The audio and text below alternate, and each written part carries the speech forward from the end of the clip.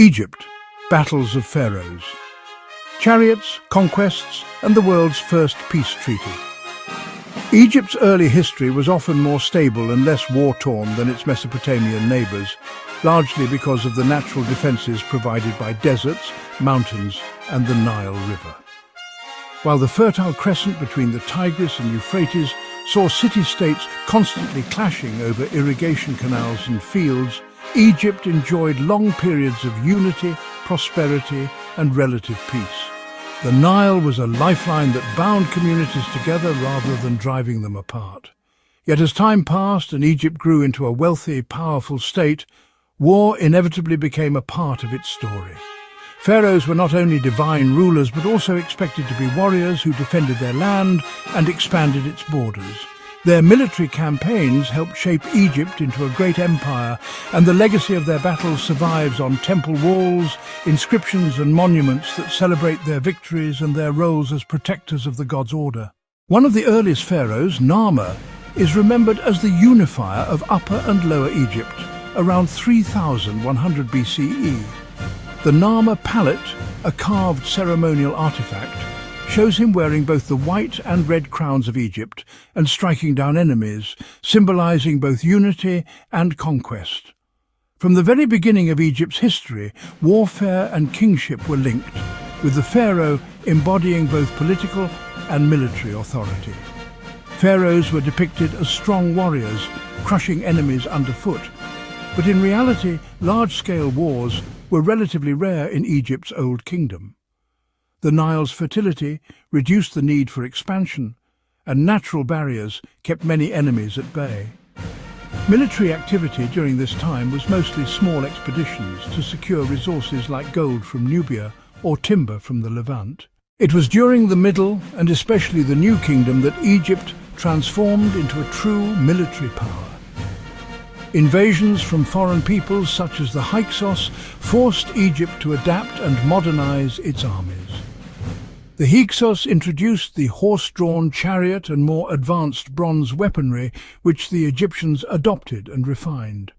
Once the Hyksos were expelled, pharaohs of the New Kingdom turned their attention outward, determined never again to be vulnerable to foreign domination. This ushered in centuries of campaigns into Canaan, Syria and Nubia, with pharaohs seeking to secure Egypt's borders, control trade routes and expand their influence over the wider Near East. The height of Egyptian military might came under pharaohs like Thutmose III and Ramses II. Thutmose III, sometimes called the Napoleon of Egypt, led numerous campaigns across the Levant and is credited with creating an empire that stretched from the Euphrates River in modern-day Syria to Nubia in the south.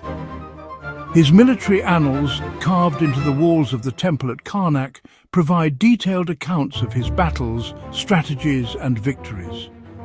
Thutmose introduced systematic planning of campaigns, logistical organization, and the widespread use of chariotry. His victories ensured Egyptian dominance in the eastern Mediterranean and brought enormous wealth back to Egypt in the form of tribute from subject states.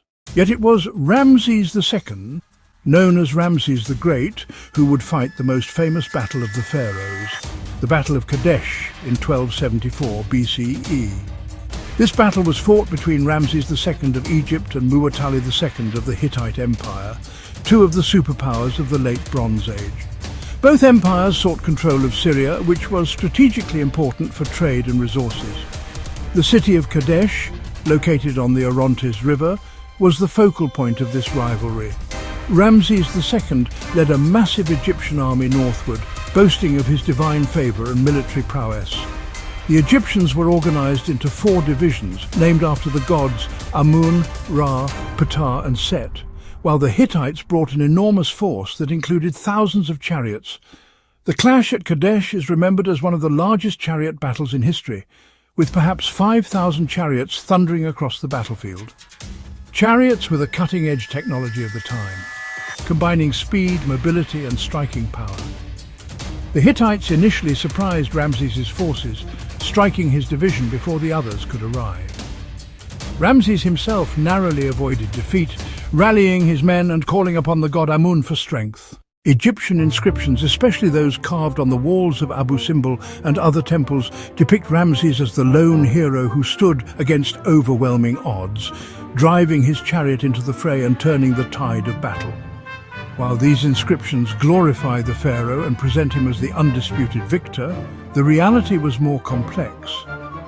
Modern historians generally view the Battle of Kadesh as a stalemate.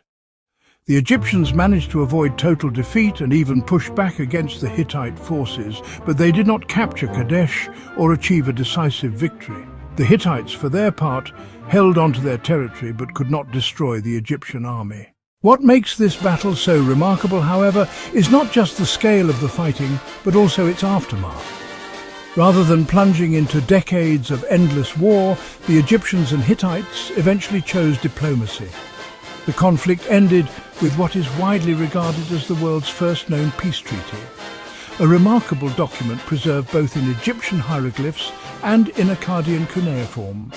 Copies survive today on the walls of Karnak and in the archives of the Hittites, and a replica even hangs at the United Nations headquarters as a symbol of the ancient origins of diplomacy.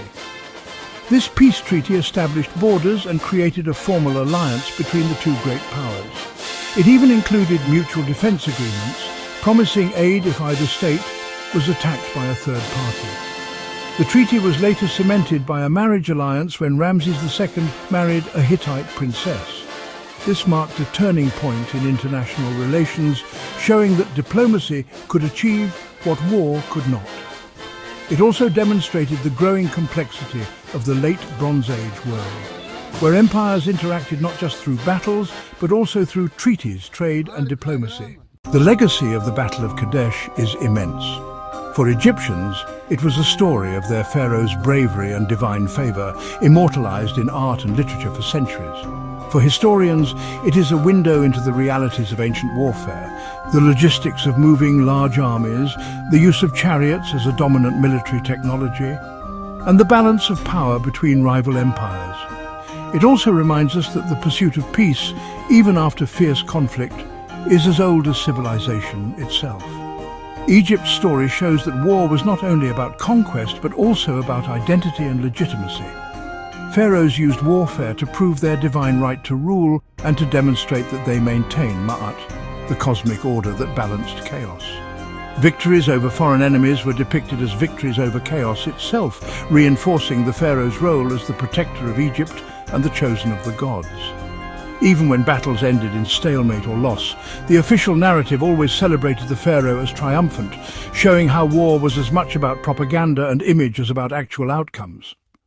In the end, Egypt's battles, from the unification of the land under Narmer to the chariot clash at Kadesh, remind us that even a civilization sheltered by deserts and rivers was not immune to the forces of war.